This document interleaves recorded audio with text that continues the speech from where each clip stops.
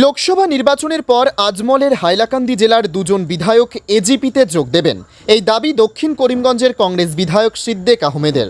সিদ্দেক গত বিধানসভা নির্বাচনে কংগ্রেস মনোনয়নে বিধায়ক নির্বাচিত হন। এর আগেও তিনি কংগ্রেস থেকে বিধায়ক নির্বাচিত হয়ে রাজ্যের মন্ত্রী ছিলেন, কিন্তু আসন্ন লোকসভা নির্বাচনে তিনি করিমগঞ্জের কংগ্রেস প্রার্থীর বিরুদ্ধে বিজেপি প্রার্থী কৃপানাথ মালাকে জেতাতে কোমর বেঁধে ময়দানে নেমেছেন।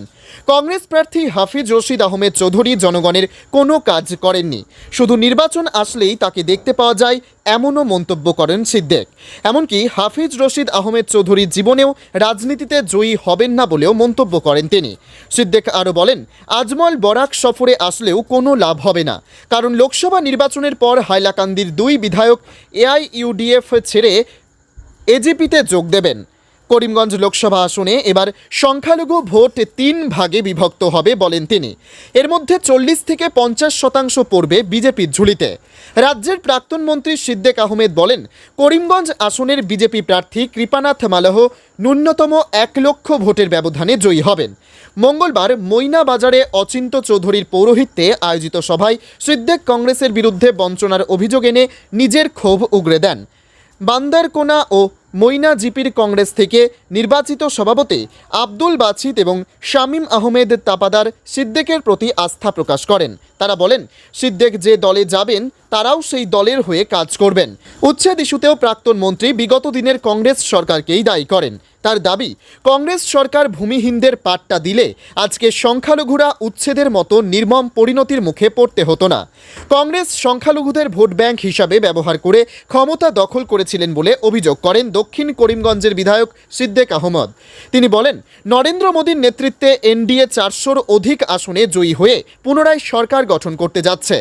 উন্নয়ন ইস্যুতে সিদ্দেক বিজেপি প্রার্থীকে ভোট দেওয়ার আহ্বান জানান। সামনে যেটা বিধানসভা নির্বাচন আসছে তার আগেই দেখবেন যে অন্তত 2জন বিধায়কই তারা নিজের দল ছেড়ে তারা এজিপিতে যোগদান করবে। দুজন নাম বলবেন না? নাম বলবো। এখানে যারা ক্যান্ডিডেট আছেন, ইউডিএফের ক্যান্ডিডেট আছেন, কংগ্রেসের ক্যান্ডিডেট আছেন।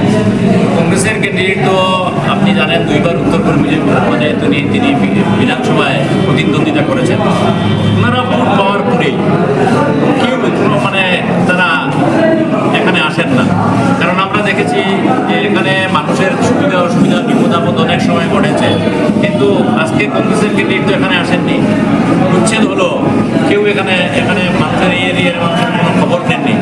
আজকে হঠাৎ উনি মানুষের ভোট চাইতে আসলেন।